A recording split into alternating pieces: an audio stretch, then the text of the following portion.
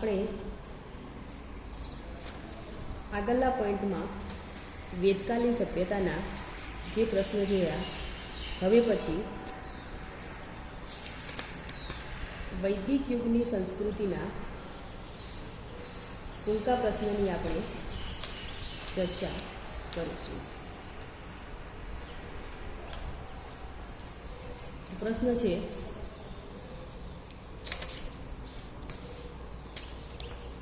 વેદોની સંખ્યા કુલ કેટલી છે? વેદોની સંખ્યા કુલ કેટલી છે? તો 4 છે.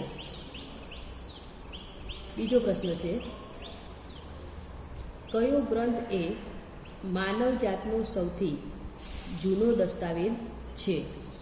તો માનવ જાતનો સૌથી જૂનો દસ્તાવેજ જે છે એ ઋગ્વેદ છે. યજુર્વેદની 101 સંહિતાઓમાંથી હાલમાં કુલ કેટલી સંહિતાઓ ઉપલબ્ધ છે? યજુર્વેદની 101 સંહિતાઓમાંથી હાલમાં 5 સંહિતાઓ ઉપલબ્ધ છે. ઋગ્વેદની અંદર કુલ કેટલી ઋચાઓ છે? ઋગ્વેદની અંદર 10,580 જેટલી ઋચાઓ છે. પાંચમો પ્રશ્ન છે, સંગીતનું જ્ઞાન આપતો સૌથી પ્રાચીનતમ ગ્રંથ કયો છે? જવાબ છે સામવેદ. સમગ્ર આર્ય સંસ્કૃતિ એટલે કે વૈદિક યુગનો સમયગાળો તમે કયો માન્ય રાખશો? તો ઈસવીસન પૂર્વે 2000થી ઈસવીસન પૂર્વે 500 સુધીનો સમયગાળો. અથર્વવેદ એ મુખ્યત્વે શાનો ગ્રંથ છે? તો અથર્વવેદમાં જાદુ, વશીકરણ, રોગ નિવારણ અને ભૌતિક લાભો મેળવવાના મંત્રો. અથર્વવેદને સમાજમાં પ્રચલિત કરનારા કયા ઋષિમુનિ હતા? તો અથર્વવેદને સમાજમાં પ્રચલિત કરનારા ભૃગુ ઋષિ હતા. ઋગ્વેદની કેટલીક ઋચાઓ વિદુષીઓએ પણ લખી હતી. તેમાં કોનો સમાવેશ કરી શકાય? ઋગ્વેદની કેટલીક ઋચાઓ વિદુષીઓએ પણ લખી હતી. તેમાં ઘોષા, લોપામુદ્રા, વિશ્વાવારા, અપાલા, સિક્તા વગેરેનો સમાવેશ કરી શકાય. 10મો પ્રશ્ન, વૈદિક યુગ દરમિયાન સમાજમાં અને ધર્મમાં કોનું વર્ચસ્વ વધારે હતું? વૈદિક યુગ દરમિયાન સમાજમાં અને ધર્મમાં બ્રાહ્મણ પુરોહિતોનું વર્ચસ્વ વધારે હતું.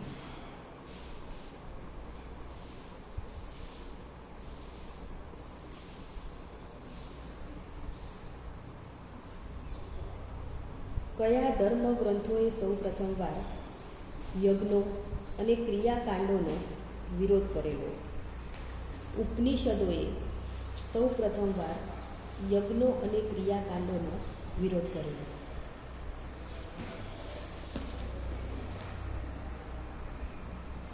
આર્યોની શાસન વ્યવસ્થામાં સૌથી વહીવટી વડો કોણ હતો?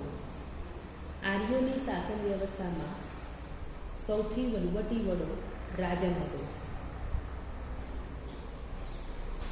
13મો પ્રશ્ન, વૈદિક યુગ દરમિયાન અનેક કુટુંબો ભેગા મળીને શું બનતું હતું? તો અનેક કુટુંબો ભેગા મળીને વિષ બનતું હતું. વૈદિક યુગના વહીવટી તંત્રમાં રાજાને મદદ કરવા માટે કયા 3 અધિકારીઓ હતા? રાજાને મદદ કરવા માટે પુરોહિત, સેનાની અને ગ્રામણી એ 3 વહીવટી અધિકારીઓ હતા. રાજાની સત્તા ઉપર નિયંત્રણ રાખવા માટે વૈદિક યુગમાં કઈ 2 સંસ્થાઓ પ્રચલિત હતી? રાજાની સત્તા ઉપર નિયંત્રણ રાખવા માટે વૈદિક યુગમાં સભા અને સમિતિ એ 2 સંસ્થાઓ પ્રચલિત હતી. અથર્વવેદમાં સભા અને સમિતિને કયા નામથી ઉલ્લેખ કરાયો છે? તો પ્રજાપિતાની 2 પુત્રીઓ રૂપે ઉલ્લેખ કરાયો છે. વૈદિક યુગ દરમિયાન પ્રજા પાસેથી કયા 2 પ્રકારના કર લેવામાં આવતા હતા? પ્રજા પાસેથી બલિ અને શુલ્ક નામના 2 કર લેવામાં આવતા હતા. આર્યોના વિશાળ રાજ્યને વિવિધ પ્રાંતોમાં વહેંચવામાં આવ્યું હતું કે દરેક પ્રાંતના વડાને કયા નામથી ઓળખવામાં આવતો હતો? તો દરેક પ્રાંતના વડાને સ્થપતિ તરીકે ઓળખવામાં આવતો હતો. વેદાંગો કુલ કેટલા છે? વેદાંગો કુલ 6 છે. ઉપનિષદોની કુલ સંખ્યા કેટલી છે? ઉપનિષદોની કુલ સંખ્યા 108 છે. આત્મા, પરમાત્મા, જીવન મૃત્યુ, સૃષ્ટિ, પ્રકૃતિ અંગેનું તત્વજ્ઞાન કયા ગ્રંથોમાંથી આવે છે? તો ષડ દર્શનોમાંથી એ જ્ઞાન મળે છે. પુરાણોની સંખ્યા કુલ કેટલી છે? પુરાણોની સંખ્યા 18 છે. ભારતના પ્રાચીનતમ ઇતિહાસમાં સૌથી જૂનો વ્યાકરણ ગ્રંથ કયો છે? ભારતના પ્રાચીનતમ ઇતિહાસમાં સૌથી જૂનો વ્યાકરણ ગ્રંથ પાણિનીનું અષ્ટાધ્યાયી છે. સ્મૃતિ ગ્રંથો શું સૂચવે છે? સ્મૃતિ ગ્રંથો એ આચાર વિચાર, નિયમો અને પેટા નિયમો સૂચવે છે. પારાસાર અને યાજ્ઞવલ્ક્ય એ શું છે? પારાસર અને યાજ્ઞવલ્ક્ય એ સ્મૃતિ ગ્રંથો છે. વૈદિક યુગના સમાજ જીવનમાં પ્રવર્તમાન 4 જ્ઞાતિઓ પૈકી જ્ઞાતિની વ્યક્તિ ચોરી કરે તો સૌથી વધુ દંડ કોને થાય? તો વિદ્વાન બ્રાહ્મણોને સૌથી વધુ દંડ થાય છે. વૈદિક યુગ દરમિયાન જો કોઈ બ્રાહ્મણનું ખૂન અથવા હત્યા કરે તો તેને શી શિક્ષા ન્યાયતંત્ર કરે છે? વૈદિક યુગ દરમિયાન જો કોઈ બ્રાહ્મણનું ખૂન અથવા હત્યા કરે તો ખૂન કરનારને ફાંસીની સજા થાય છે.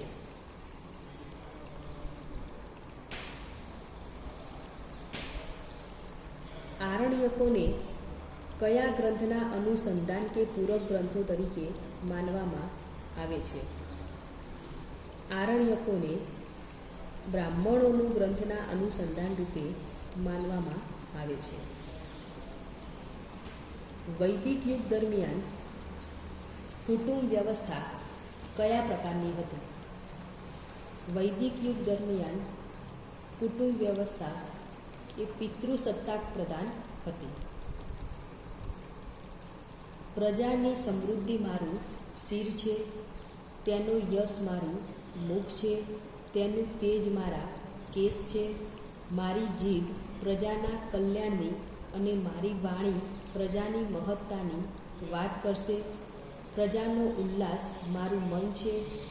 સિંહાસન પર રાજ્યાભિષેક કરતાં પહેલાં ઉપર પ્રમાણેની શપથવિધિ રાજાને કરવી પડતી હતી. તેનો ઉલ્લેખ શામાં છે? તો સતપથ બ્રાહ્મણ ગ્રંથમાં વૈદિક કાળની અંદર આવી વિધિ હતી.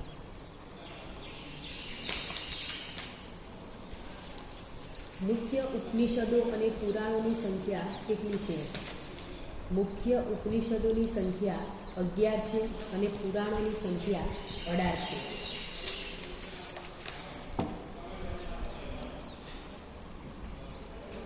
ઉપનિષદનો અર્થ ગુરુની પાસે બેસીને નિષ્ઠાપૂર્વક ગૂઢ વિદ્યા પ્રાપ્ત કરવી. વેદો 4 છે: ઋગ્વેદ, યજુર્વેદ, સામવેદ અને અથર્વવેદ. વેદોને બીજી કઈ રીતે ઓળખવામાં આવે છે? તો વેદોને બીજી સંહિતા સાહિત્ય તરીકે પણ ઓળખવામાં આવે છે. આર્યોનો સૌથી પ્રાચીનતમ ગ્રંથ ઋગ્વેદ છે. તેમાં 10 મંડલો, એટલે કે આ ઋગ્વેદ ગ્રંથની અંદર 10 પ્રકરણો અને 1028 ઋચાઓ એટલે કે શ્લોકો રૂપે છે. બ્રાહ્મણ ગ્રંથો એ વેદો ઉપર લખાયેલ ટીકાનો ગ્રંથ છે. ઋગ્વેદ ઉપર એતર્ય અને કૌશિકી ગ્રંથો, યજુર્વેદ ઉપર તૈતર્ય અને શતપથ ગ્રંથ, સામવેદ ઉપર જૈમિનીય ગ્રંથ અને અથર્વવેદ ઉપર ગોપદ ગ્રંથની ટીકાઓ આપેલી છે. વેદાંગો એ વેદોની સવિસ્તાર સમજ આપતા ગ્રંથો છે. શિક્ષા, છંદ, વ્યાકરણ, નિરુક્ત, કલ્પ, જ્યોતિષ એમ 6 વેદાંગો છે. દર્શન ગ્રંથોની સંખ્યા કેટલી છે? દર્શન ગ્રંથોની સંખ્યા 6 છે. સાંખ્ય, યોગ, ન્યાય, વિશેષિક, પૂર્વ મીમાંસા અને ઉત્તર મીમાંસા. સૂત્રોની સંખ્યા કેટલી છે? સૂત્રોની સંખ્યા 3 છે. સ્ત્રોત સૂત્ર, ગૃહસૂત્ર અને ધર્મસૂત્ર.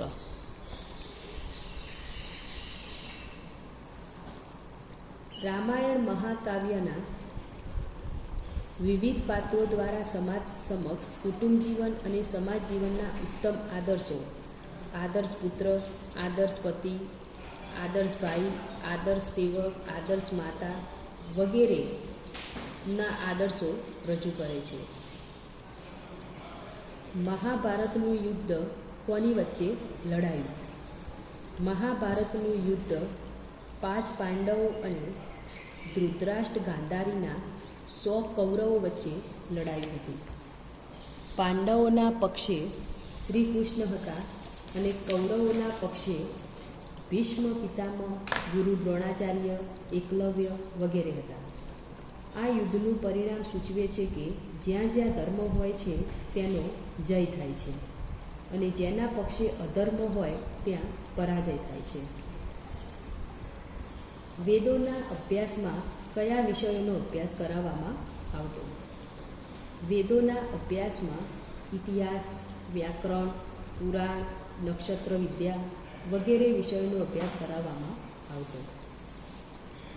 વૈદિક યુગમાં કઈ કલાનો વિકાસ થયો હતો? વૈદિક યુગમાં સંગીત, નૃત્ય અને વાસ્તુકલાનો વિકાસ થયો હતો. પ્રતિલોમ લગ્ન એટલે શું?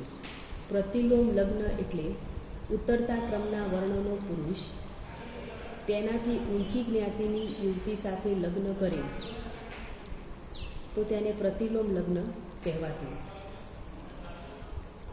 એનાથી ઉલટું ઉપલા વર્ણનો યુવક તેનાથી ઉતરતી જ્ઞાતિની યુવતી સાથે લગ્ન કરે તેને અનુલોમ લગ્ન કહેવાતું.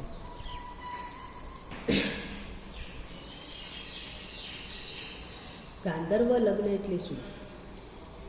ગાંધર્વ લગ્ન એટલે યુવક યુવતી વચ્ચે પોતાની પસંદગી મુજબના પ્રેમ લગ્ન.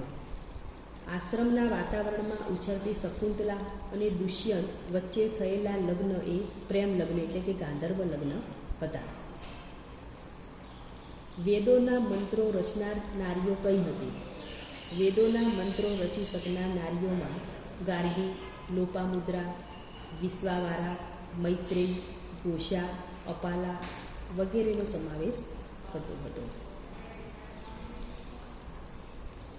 વૈદિક યુગમાં ગુરુ ઋષિ મુનિઓના આશ્રમમાં કે ઘરે જઈને વિદ્યાભ્યાસ કરાવતા હતા. ગુરુઓ મૌખિક રીતે શીખવતા અને રોજબરોજ મુખપાઠ કરતા હતા.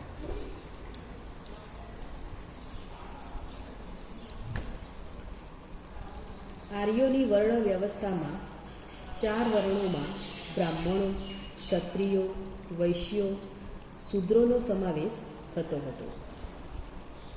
તો આજના લેક્ચરની અંદર આપણે યુનિટ 3ની અંદર વેદકાલીન જે પ્રશ્ન હતા એના MCQ અહીંયા પૂરા થાય છે.